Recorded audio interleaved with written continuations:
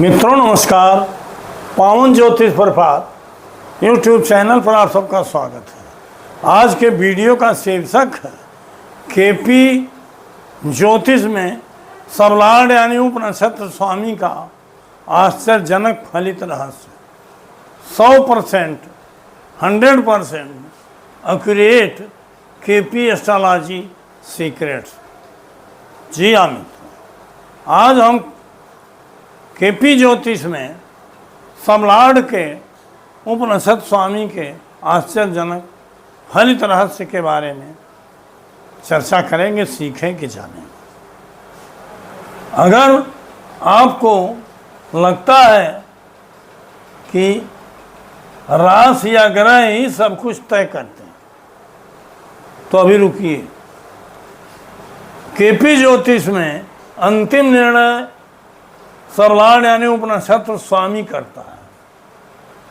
आज मैं आपको इसका ऐसा रहस्य बताऊंगा जो आपकी पूरी फलित पद्धति को बदल सकता है। जी हाँ मित्रों, बड़ा ही गूढ़ रहस्य है। इसको जान गए आप तो फलित विशेषज्ञ हो जाओगे। बार बार कई वीडियो में हमने भाव समूह की बात किया है कि ग्रह केवल एक भाव का नहीं, एक भाव समूह का फल देते हैं। भाव समूहों के माध्यम से ही फल देते हैं। ग्रह की 4 स्टेप थ्योरी भी बताया हूँ जो फलित का मेन सिद्धांत है। और ये भी आप जान लें कि ग्रह ही फल देते हैं, इसमें कोई संदेह नहीं है। लेकिन उसमें ग्रह किस राशि में है, किस भाव में है, किस नक्षत्र में है, किस उपनक्षत्र में है, और वो उपनक्षत्र किस नक्षत्र में है, ये 4 स्टेप थ्योरी है। लेकिन यह भी बताया हूँ कि कोई ग्रह जिन भावों का सिग्निफिकेटर होता है उन भावों का फल तो मिलता है, लेकिन वो सोर्स ऑफ रिजल्ट होता है, माध्यम बनता है, स्रोत बनता है, जरिया बनता है। ग्रह जिस नक्षत्र में होता है उसका नक्षत्र स्वामी जिन भावों का सिग्निफिकेटर होता है वो मेन रिजल्ट होता है। और ग्रह का उपनक्षत्र स्वामी निर्णय करता है कि फल सही होगा, गलत होगा, अच्छा होगा, बुरा होगा। और उपनक्षत्र स्वामी का नक्षत्रेश उसकी पुष्टि करता है। ये बात पहले से आप जानते हैं। लेकिन सबलाड का रहस्य और बहुत अधिक है।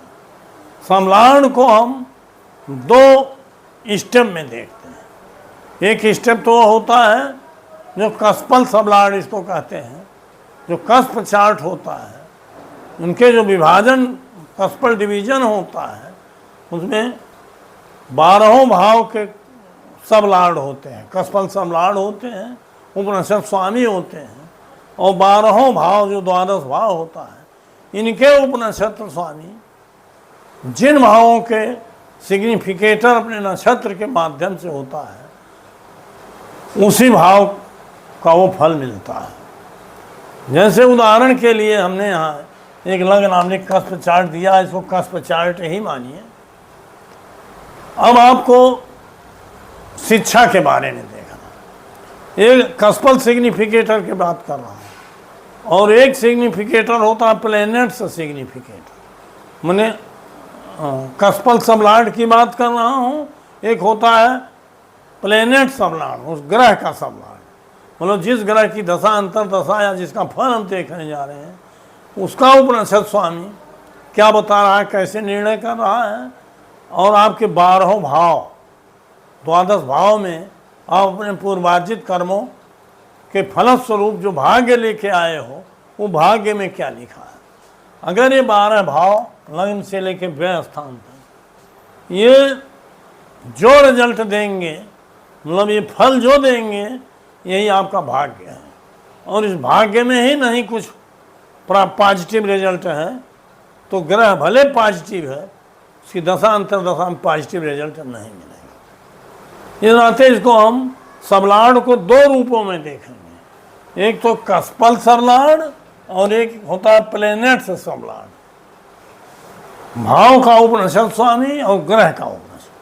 हम उपनक्षत्र स्वामी की बात कर रहे हैं। तो भाव का उपनिषद स्वामी उदाहरण सहित समझाता हूँ। जैसे शिक्षा की बात करना है तो चौथा स्थान इसके लिए होता है। चतुर्थ भाव का उपनिषद स्वामी यानी सबलाड, बार बार बताया हूँ, आप समझते हैं। अगर 4, 9 और 11 इन भावों का कार्जेस है, सिग्निफिकेटर है, या 4, 9, 11 में से किन्हीं एक भी भाव का सिग्निफिकेटर है, तो नियम की पूर्ति होती है। अर्थात बालक पढ़ेगा, बच्चा पढ़ेगा, जातक पढ़ेगा, बालिका पढ़ेगी, कन्या पढ़ेगी।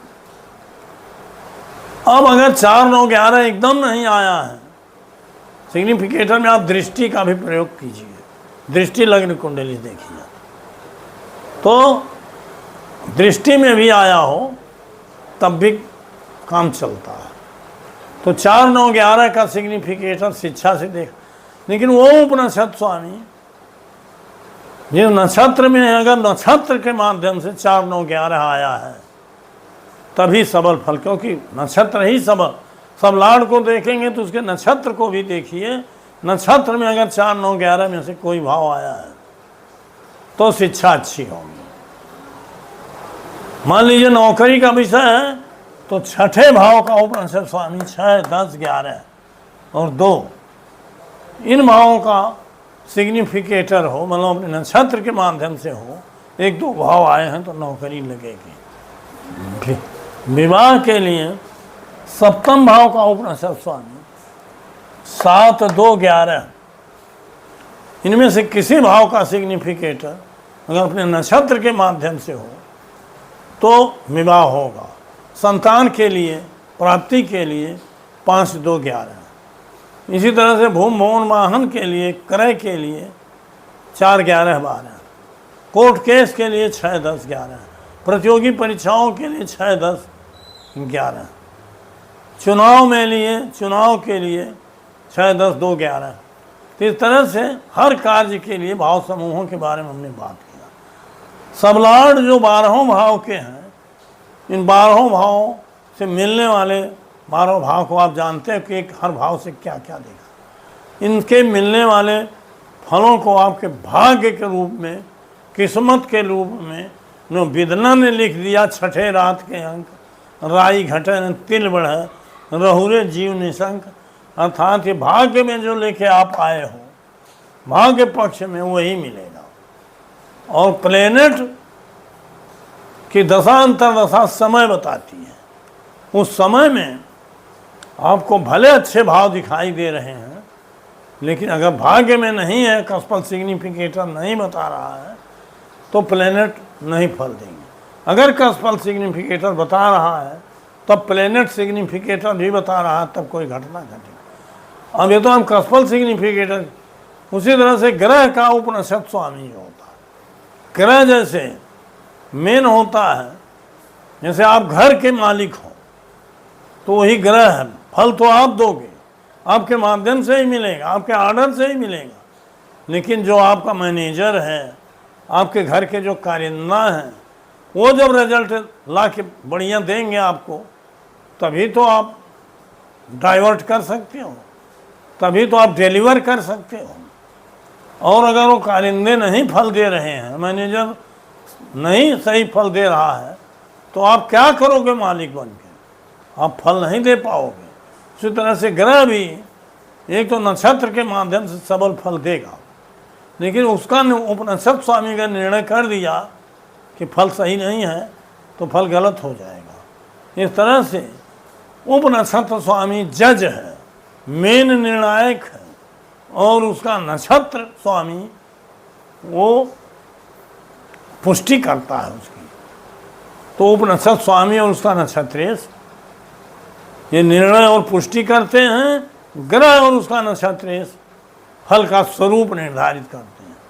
ग्रह स्वयं स्रोत निर्धारित करता है, नक्षत्रेश स्वरूप निर्धारित करता है। उपनिषद स्वामी जज होता है, निर्णायक होता है, जजमेंट देता है, लेकिन अपने नक्षत्र के माध्यम से पुष्टि करके तब जजमेंट देता है। ये सिस्टम है मित्रों। तो इस तरह से मेन होता है। केपी का महत्व ही इसी नाते है कि सबलाड की चर्चा किया गया इसमें, और सबलाड को 2 डिवीजन में बांट के एक तो कस्पल सबलाड और एक प्लेनेट सबलाड, दोनों जगह प्रॉमिस करता है और वही रिजल्ट मिलता है जो वो प्रॉमिस करता है। तो सबलाड की भूमिका एक तो आपका भाग्य पढ़ने के लिए, भाग्य में आप क्या लेके आए हो, और एक तो दशा और समय और कालखंड पढ़ने के लिए कि कब मिलेगा यह फल, दोनों जगह है। अगर आप सबलाड को डिनाई किए, उपनिषद स्वामी को डिनाई कर गए, तो आप सही निष्कर्ष या रिजल्ट पे नहीं पहुंच सकते हैं। तो आज के वीडियो का मेन मतलब था कस्पल नहीं, सबलाड या उपनिषद स्वामी के फलित रहस्य को बताने का, इसको हमने बताया। आशा है आप समझ गए होंगे। किसी का बर्थ चार्ट तो नहीं दिया था, लेकिन मुझे पता है कि जितने कायदे से इसका विश्लेषण किया हूँ, विवेचन किया हूँ, समझाया हूँ, यह आपको ज़रूर समझ में आ गया होगा। मित्रों, अगर आप मेरे चैनल पर नए हैं तो तुरंत सब्सक्राइब करिए, हाइप का बटन होगा, हाइप करिए, वीडियो पसंद आई हो तो लाइक करिए, अधिकतम मित्रों को शेयर करिए ताकि उनको भी इसका लाभ मिल सके, और अंत में एक प्यारा कमेंट ज़रूर दीजिए, उसका जवाब मैं ज़रूर देता हूँ उत्तर। और पूरी वीडियो देखिए, जो भी जितने समय की वीडियो है बड़ी उपयोगी और अनुकूल है। अगर पूरी वीडियो आप देखोगे तो निश्चित रूप से बहुत ही ज्योतिष के बारे में जानकारी आपकी बढ़ेगी, मेनली केपी ज्योतिष के फलित रहस्य में जानकारी बढ़ेगी। तो अब आज का वीडियो समाप्त करता हूँ। बहुत बहुत धन्यवाद, हार्दिक शुभकामनाएं।